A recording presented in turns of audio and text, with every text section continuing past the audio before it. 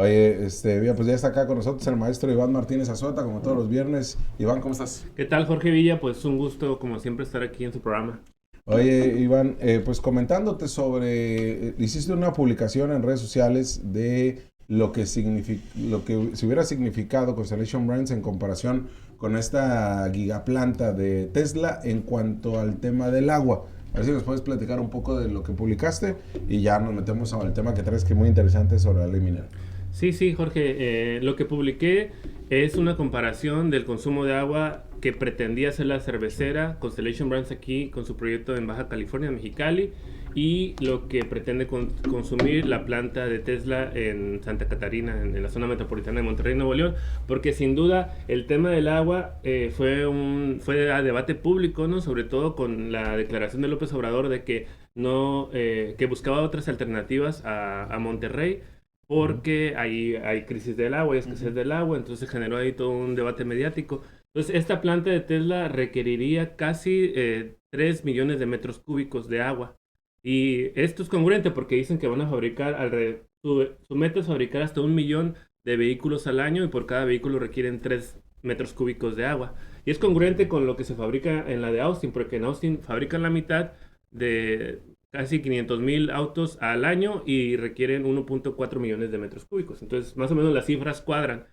Y lo mencionaba porque mientras se generaba todo un escándalo y un debate y preocupaciones sobre el agua, con 3 millones de metros cúbicos, Constellation Brands en Mexicali buscaba 20 millones de metros cúbicos, o sea, 6.6 veces más agua que la planta de Tesla. O sea, se podrían instalar 6 fábricas de Tesla si tomáramos en cuenta el agua con lo que se pretendía instalar con Constellation Brands. Entonces, para que se den cuenta de la magnitud de lo que ocurrió y obviamente, pues el tema no fue tan mediático como la planta de Tesla. Sí, y ante eso el secretario del agua te comentó que en el caso del Tesla es agua tratada y en el caso de Constellation era agua potable.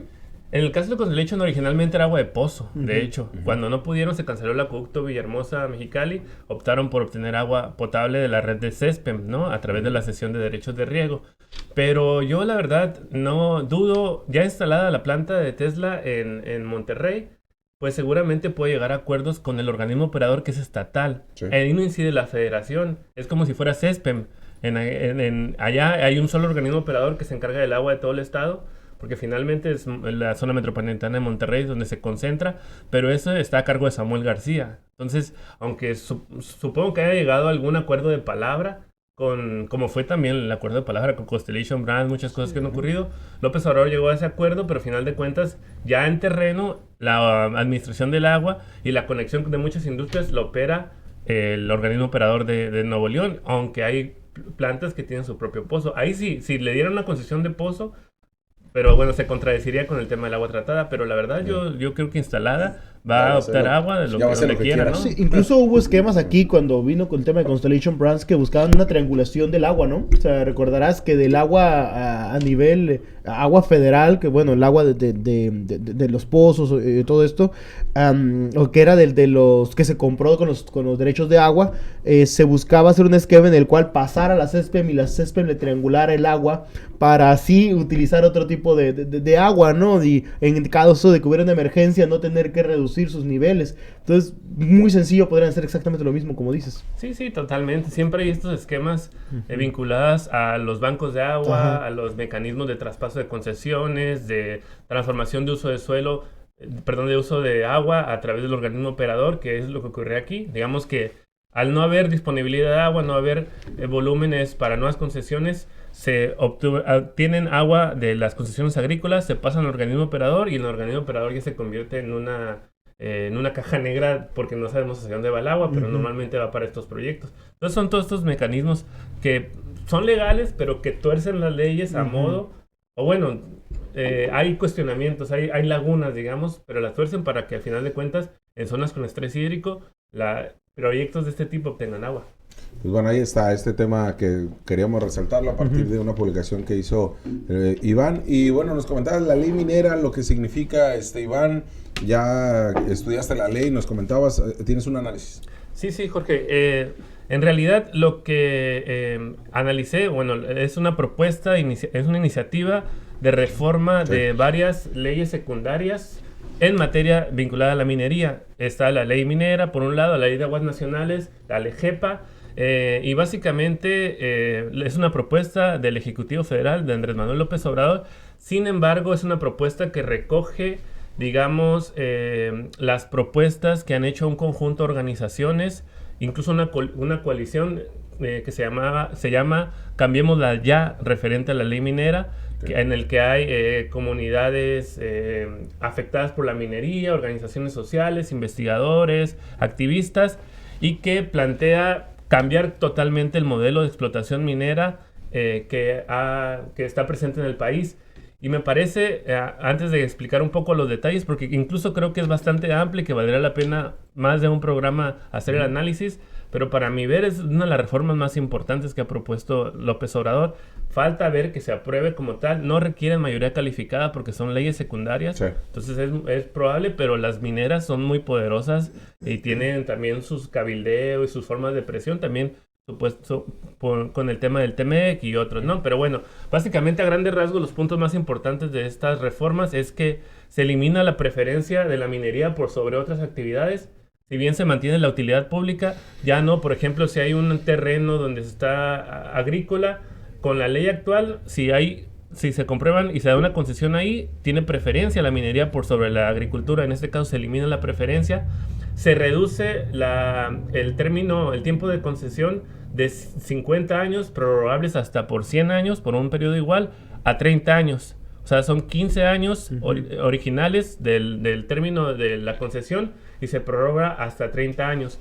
Otro tema muy, muy importante es que no se van a dar concesiones mineras donde exista zonas sin disponibilidad de agua, en áreas naturales protegidas, en zona marítima exclusiva, en ciertas áreas que si bien tienen ciertas condicionantes. Por ejemplo, en áreas naturales protegidas, con la ley actual, se puede otorgar una concesión minera siempre y cuando el ente encargado de la área natural protegida lo acepte, ¿no? Ahora se va a prohibir en áreas naturales protegidas, también en zonas donde se ponga en riesgo la población. Otro tema muy importante es la consulta indígena, previa, libre, informada, de buena fe, que se tiene que hacer si una concesión está sobre terrenos de comunidades indígenas o también afromexicanas, se introduce el tema de afromexicanas. Eso es muy importante porque pues la mayor parte de las concesiones mineras están en territorios indígenas o en ejidos y comunidades a lo largo y ancho del país, sobre todo en las tierras de uso común y demás que causan conflicto en las comunidades, etc. Otro tema muy importante es el manifiesto de impacto social. Así como hay un manifiesto de impacto ambiental, ahora se va a aplicar un manifiesto de impacto social que tiene que considerar los varios temas sociales, desde impacto económico, social, en infraestructura, en servicios, cualquier elemento que afecte socialmente, organizacionalmente a las comunidades y ejidos, ¿no? Otro tema, es que por eso voy así, son muchos temas, dándolos de muy rápido que quizás los podemos analizar. Súper interesante. Pero otro es, por ejemplo, que cuando hay una concesión minera esté en un pueblo o comunidad indígena, un ejido, el titular tiene que llegar a un convenio con esa comunidad y a un contrato de contraprestación con al menos el 10% de las utilidades de la operación minera. Y esto, por ejemplo, es relevante. Tenemos el caso de San Felipe, donde le daban, no sé, 1,500 pesos, 2,000 pesos a los ejidatarios del Plan Nacional Agrario elegido, donde está instalada la mina de San Felipe, que ya se abandonó, por cierto. Y después ya no querían pagar. Entonces, y extraían oro. Era una mina de Carlos Slim que extraía oro, plata, cobre. Pero entonces ahora tendrían que darle hasta el 10% de esas utilidades a las comunidades y ejidos, ¿no? Entonces, de esa magnitud estamos hablando. Otro tema importante es el de, se reforma la ley de aguas nacionales, que introduce una concesión específica para uso minero, porque ahora muchas mineras tienen concesiones de uso industrial. Entonces, con la concesión de tipo minero, son concesiones por 5 años, que son prorrogables cada 5 años, ¿no? O sea, tienen que, supongo que yo presentar, no sé, que se hayan cumplido con los términos de la concesión y que obviamente no se haya afectado el cuerpo de agua o la fuente de agua que están utilizando por 5 años, porque ahora eran por 30 prorrogables por 30 años, ¿no? Y otro tema importante, bueno, ese del agua sin duda, de hecho tiene un fuerte componente con el tema del agua, porque por ejemplo ahora con la ley actual, si a una minera se le daba una concesión, tenía derecho con lo que hubiera. Si perforaban y salía agua, tenían derecho a utilizar esa agua si descubrían fuentes de agua, tenían preferencia para otorgar la concesión de agua. Si encontraban cualquier mineral, si revisan una concesión minera, dice oro, plata y cobre, y lo dice TSP, significa toda sustancia posible. O sea, todo lo que se encontrara lo podían, ahora no pueden, o sea, tienen que ser las concesiones, es decir, si tú pediste oro, solamente va a ser oro. Si encuentras una mineral o sustancia adicional, tienes que reportarlo a la Secretaría de Economía, porque eso no te pertenece, porque no te están concesionando eso. Sí. Entonces, insisto, son muchas modificaciones, a lo mejor se me escapa una porque apenas lo estoy estudiando, son muchas, insisto, pero sí creo que está cambiando completamente el modelo minero depredador que hemos analizado acá, actual, y que falta ver, insisto, que hasta dónde va a poder llegar este proyecto. Y también no me queda claro, por ejemplo, qué va a ocurrir con las concesiones mineras actuales, porque luego vemos que luego las leyes no son retroactivas, si ya tenían ciertas concesiones por 100 años, por ejemplo, concesiones de agua y demás, valdría la pena saber qué va a ocurrir con eso, pero porque el problema, no se han dado concesiones con el gobierno de López Obrador, y a lo mejor esta va a ser una vía para que se abran concesiones, pero con las actuales no sabemos qué va a pasar, pero son... Oye, a ver si no lo hacen como con los casinos, ¿no? Los intercambian. Sí. Una cosa, como la de San Felipe, por ejemplo, ¿no? Esta concesión todavía me quedan 50 años, quédatela mejor, te la vendo. Déjame eso, no es Potosí. Sí. ¿No? Oye, Iván, y bueno, esto está todavía en el análisis, pero dice, no obviamente no es una reforma constitucional, no requeriría una mayoría calificada, entonces tendría la manera de avanzar esto. ¿Y crees que continúe la presión de Canadá, por ejemplo, sobre este tema?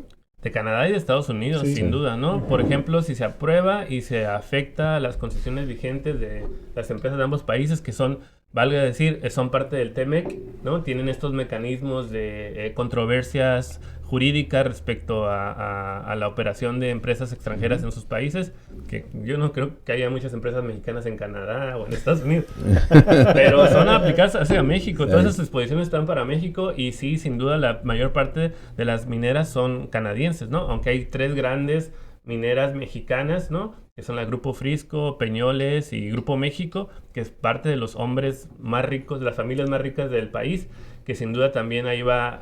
Yo siento que ahí también va a haber mucha presión, porque son grupos de mucho poder, que tienen influencias en otros partidos, en la oposición, y van a estar ahí peleando. Y también del propio partido del poder, algunas de ellas, sí, por cierto.